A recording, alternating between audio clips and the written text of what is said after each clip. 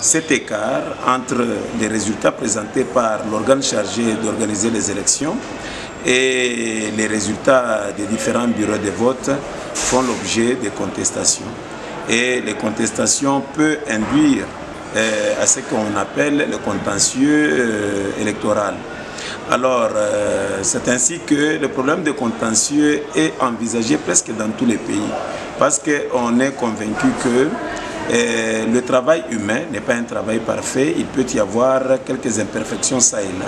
Mais considérant la situation chez nous en RDC, elle se reproduit à chaque échéance électorale. Et cela nous conduit à dire que si réellement il n'y a pas un déficit organisationnel au niveau de l'organe chargé d'organiser les élections, à savoir ici la CENI, en tout cas, ce n'est ni autre que des cas de fraude électorale.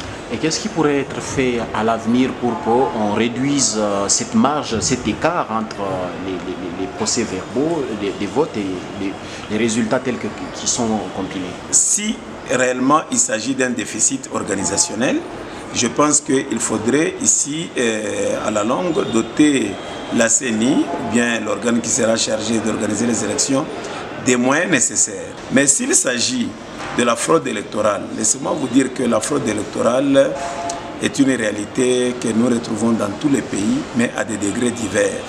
Alors le mieux à faire, c'est que les différents acteurs qui sont engagés dans l'organisation des élections doivent aussi s'impliquer de manière à ce que le processus soit transparent. Alors, si on ne peut corriger l'opacité qu'à travers des mécanismes de transparence, alors notamment l'accès des témoins, l'accès des témoins des partis politiques, des témoins des organismes indépendants, et aussi non seulement au niveau des bureaux, mais au niveau des centres de compilation. Parce que c'est surtout à ce niveau-là, les témoins peuvent être au niveau juste des bureaux, mais on ne les retrouve pas au niveau des centres de compilation, même au niveau aussi de la centralisation de tous les résultats.